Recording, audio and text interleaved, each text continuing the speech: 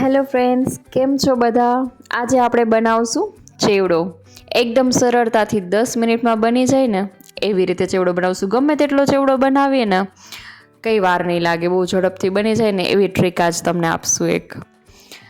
ચેવડો આપણે ભેળ બનાવીને ખાવામાં પણ બહુ મજા આવતી હોય છે અને નાના છોકરાઓને પણ બહુ ભાવતી હોય છે. હવે આપણે ચેવડા માટે લઈશું વ્હાઈટ પૌવા, મકાઈના પૌવા, બ્રાઉન પૌવા, મગફળીના બી, હળદર, લાલ મરચું, લીમડાના પાન, મીઠું, ચેવડાનો મસાલો, બટેકાની સલી, સેવ.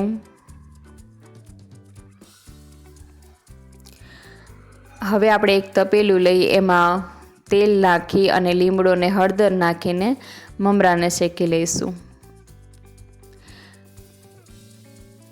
મમરાને આપણે મસ્ત શેકવાના છે, એકદમ કુરકુરા થઈ જાય ને ત્યાં સુધી. મમરા કુરકુરા હોય ને તો ચેવડો ખાવાની બહુ જ મજા આવતી હોય છે. એટલે પહેલાં આપણે મમરા શેકી લેવાના થોડાક.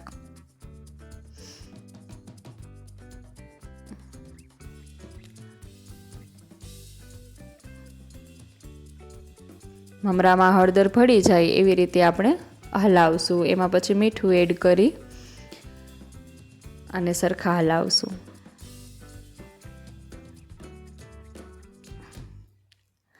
મમરાને કાઢીને આપણે હવે એક તવીમાં તેલ મૂક્યું છે ચેવડાનો બધો મસાલો તળવા માટે. હવે આપણે લીધી છે ચાયણી.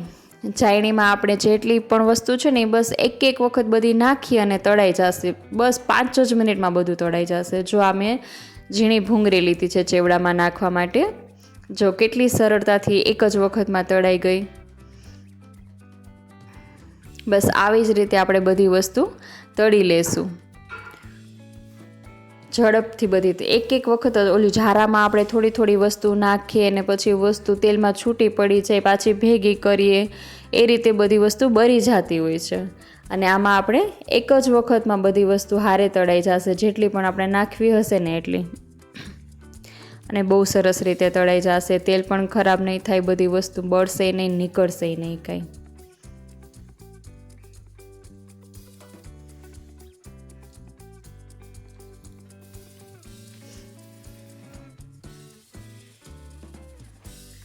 બધી વસ્તુ આપણે મમરા જે ઠલવ્યા હોય મોટા તવામાં એમાં જ બધી વસ્તુ તળી તળીને નાખી દેવાની.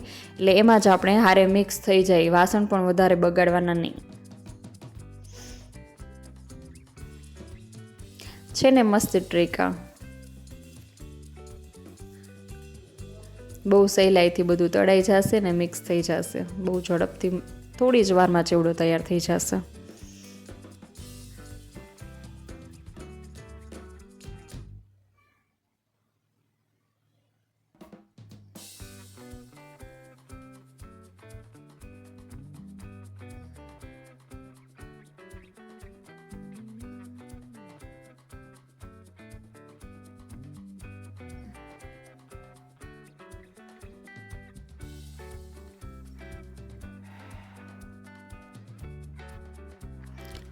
આપણી બી, મગફળીના બી આપણી પાસે વધારે હોય ને, આપણે મસાલાવાળા બી કરીને જો તમને ભાવતા હોય તો આપણે એક વખત તળીને આમાં ચેવડામાં એડ કરી દેવાના અને બાકી જે વધ્યા હોય એ આપણે પાછા તળીને એક અલગ વાસણમાં અલગથી કાઢી લેશું.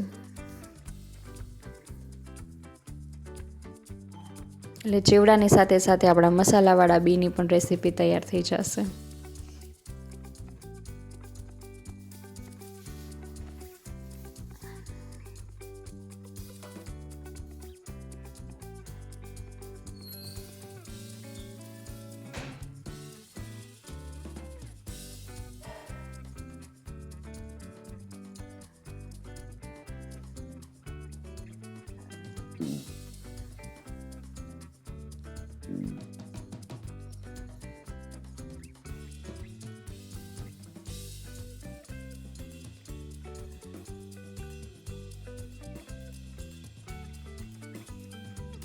હવે આપણે બધી વસ્તુ તળાઈ ગઈ છે, એમાં સેવ એડ કરી દઈશું.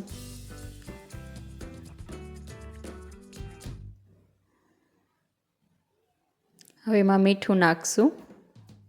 સ્વાદ મુજબ મીઠું નાખવાનું, જેવું મોરું ખારું જેવું ભાવતું હોય એવું. પછી લાલ મરચું, જો ખાલી છોકરાઓ માટે જ કરવાનું હોય તો લાલ મરચું તમે સ્કીપ કરી શકો છો.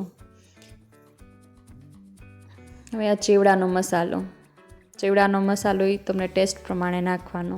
એકદમ ચટપટું ભાવતું હોય તો વધારે નાખવાનો.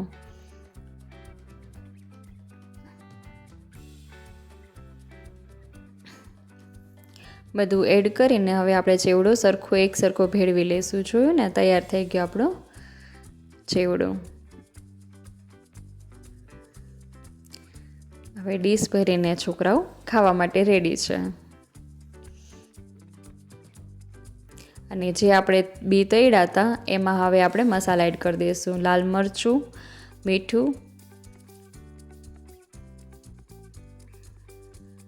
અને ચેવડાનો મસાલો નાખશું.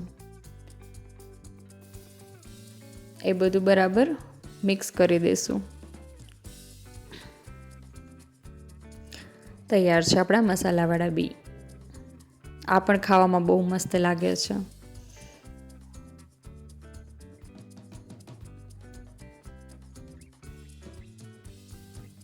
હવે આપણે ચેવડો ચોમાસામાં હવાઈ ન જાય એ માટે એક થેલીમાં નાખીને સ્ટોર કરી લેશું. અમે તો થેલીમાં જ સ્ટોર કરીએ છીએ કે જેના લીધે હવાય નહીં, કુરકુરો જ રહે જ્યાં સુધી ખવાય ને ત્યાં સુધી. અને મસાલાવાળા બી આપણે હવાય નહીં એ માટે કાચની બરણીમાં સ્ટોર કરી લેશું. ફીટ ઢાંકણાવાળું કન્ટેનર હોય ને તો આપણે 15-20 દિવસ સુધી બી એવા ને એવા રહીએ છીએ કુરકુરા મસ્ત. હવે તમને જો આ વિડીયો ગમ્યો હોય તો લાઈક, શેર અને ચેનલને સબસ્ક્રાઈબ કરજો. Thank you.